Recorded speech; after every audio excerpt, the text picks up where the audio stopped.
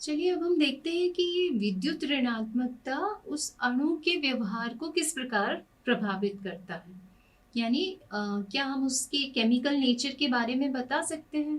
तो बिल्कुल विद्युत ऋणात्मकता की सहायता से हम उसके कुछ केमिकल कैरेक्टर्स, उसके रासायनिक व्यवहार को समझा सकते हैं। जैसे कि हम बंधों की प्रकृति को बता सकते हैं। यदि किन्हीं दो तत्वों के बीच विद्युत ऋणात्मकता का जो अंतर है, वो यदि आपको पता है तो आप बता सकते हैं कि बंध का नेचर, उसकी प्रकृति किस प्रकार होगी। यदि दो परमाणुओं के बीच विद्युत ऋणात्मकता का अंतर 1.7 है तो उनके बीच बनने वाला जो बॉन्ड होता है वो 50% आयोनिक होता है, वो 50% हम बोल सकते हैं सहसंयोजक होता है। यदि ये अंतर 1.7 से कम है तो उसमें सहसंयोजक गुण अधिक होगा, और यदि ये अंतर 1.7 से ज्यादा है तो उसमें आयनिक लक्षण अधिक होगा। ठीक इसी प्रकार हम बता सकते हैं कि किसी सहसंयोजक बंध के आंशिक आयनिक लक्षणों को कैसे कैलकुलेट कर सकते हैं। यदि दो भिन्न विद्युत ऋणात्मकताओं वाले परमाणु ए और बी के बीच जो सहसंयोजक बंध बन रहा है, उसका आयनिक लक्षण दोनों परमाणुओं के विद्युत ऋणात्मकताओं के अंतर पर निर्भर करता है। ये अंतर जितना ज्यादा होगा उसमें आयनिक लक्षण उतना ही अधिक होगा, फलस्वरूप जो बंध बनेगा वो भी उतना ही ज्यादा स्टेबल होगा। क्यों? क्योंकि हम जानते हैं कि जो आयनिक बॉन्ड होता है वो कोवलेंट बॉन्ड यानी सहसंयोजक बंध की तुलना में आयनिक बंध कैसा होता है? अधिक स्थायी होता है। ठीक इसी प्रकार हम बंध के स्थायित्व को भी बता सकते हैं। विद्युत ऋणात्मकता का जो अंतर है वो जितना ज्यादा होगा, बंध की शक्ति भी उतनी ही ज्यादा होगी।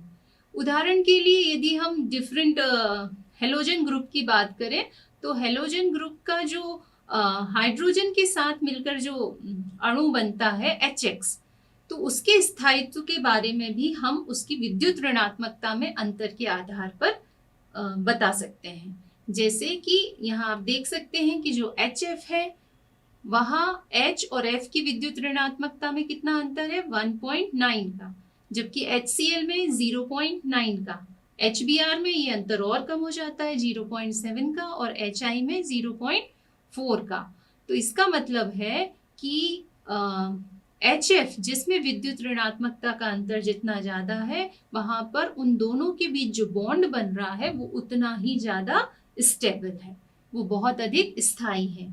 और वे यौगिक जिनमें बहुत स्थायी बंध होता है उनके गलनांक और क्वथनांक के मान भी कैसे होते हैं? बहुत ज्यादा उच्च होते हैं।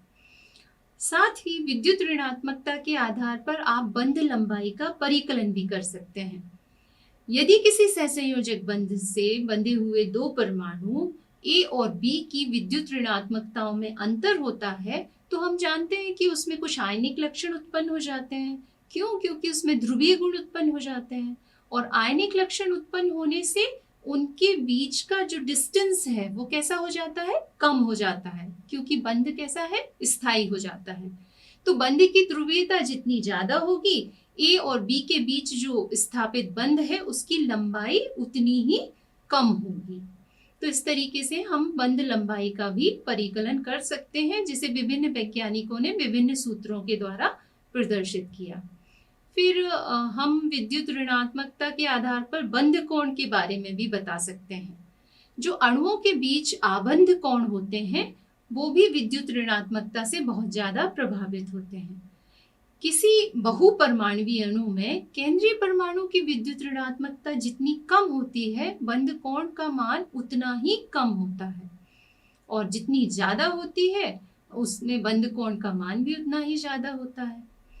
यदि केंद्रीय परमाणु की विद्युत ऋणात्मकता कम है तो ये सांझे के इलेक्ट्रॉन युग्म को अपनी ओर आकर्षित नहीं करती, या कहें कि कम आकर्षित करती है, जिसके कारण जो सांझे के इलेक्ट्रॉन युग्म है वो केंद्रीय परमाणु से जुड़े हुए दूसरे परमाणु की ओर विस्थापित रहते हैं, जिसके फलस्वरूप जो बॉन्ड पेयर प्रतिकर्षण है उसमें कमी हो जाती है। जैसे हम बात करें कि ये हमारा एक मॉलिक्यूल है जिसमें इस तरीके से ये बंध कोण है, और इस परमाणु की, इसे मैं बी नाम देती हूँ, ज्यादा क्लियर होगा। इसकी विद्युत ऋणात्मकता कम है। तो ये जो सांझे के इलेक्ट्रॉन है ये बी की ओर आकर्षित नहीं होंगे, दूर होंगे, जिससे इनके बीच जो प्रतिकर्षण होगा वो कैसा होगा, कम होगा। और साथ में यदि इसके पास कोई लोन पेयर होता तो लोन पेयर बॉन्ड पेयर और बॉन्ड पेयर बॉन्ड पेयर और लोन पेयर बॉन्ड पेयर प्रतिकर्षण भी प्रभावी हो जाता है, जिससे बंध कोण में कमी हो जाती है। उदाहरण के लिए यदि हम फिफ्थ ग्रुप के ट्राइफ्लोराइड्स के बंध कोण के मान और केंद्रीय परमाणु की विद्युत ऋणात्मकता को देखें तो यहाँ टेबल में आप देख सकते हैं कि NF3, PF3, ASF3 और SbF3 के लिए जो हमारा केंद्रीय परमाणु है उसकी विद्युत ऋणात्मकता के मान में लगातार क्या आती जा रही है, कमी आती जा रही है, जबकि फ्लोरीन की विद्युत ऋणात्मकता तो 4 है ही। तो आप देख रहे हैं कि जैसे जैसे विद्युत ऋणात्मकता के मान में कमी आ रही है, बंध कोण का मान भी कम होता जा रहा है।